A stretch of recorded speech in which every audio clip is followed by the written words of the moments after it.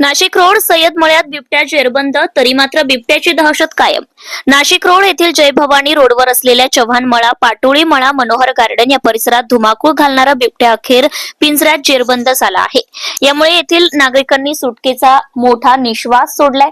सदरचा बिबट्या हा चव्हाण मळा परिसरात लावण्यात आलेल्या पिंजऱ्यात मध्यरात्री जेरबंद झाला आहे. जय भवानी रोडवर असलेल्या चव्हाण मळा, पाटोळे मळा आणि मनोहर गार्डन या परिसरात गेल्या काही दिवसांपासून सातत्याने या बिबट्याचं दर्शन होत होते. एकाच वेळी एक किंवा दोन बिबटे नागरिकांना दिसत होते. त्यामुळे या भागातील नागरिक भयभीत झाले असून बिबट्याला जेरबंद करण्यात यावी म्हणून गेल्या आठवड्यात शनिवारी शिवसेना ठाकरे गटाच्या नेत्या योगिता गायकवाड, सागर निकाळे यांच्या नेतृत्वाखाली मोर्चा काढून रास्ता रोको आंदोलन करण्यात आले होते. तर शिंदे गटाचे विक्रम कदम यांनी सुद्धा बिबट्याला जेरबंद करावे म्हणून वन विभागाकडे सातत्याने मागणी केली होती. तसेच त्या भागात पिंजरा लावण्यासाठी देखील मनसेचे नितीन पंडित यांनी देखील पिंजरा बसवण्यासाठी मागणी केली होती.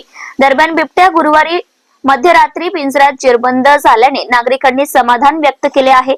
या भागात अजूनही बिबटे असून त्यांना जेरबंद करण्यासाठी वन विभागाने rescue operation राबवावे.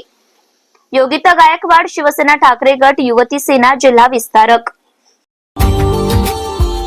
Subscribe now and press the bell icon. Never miss an update.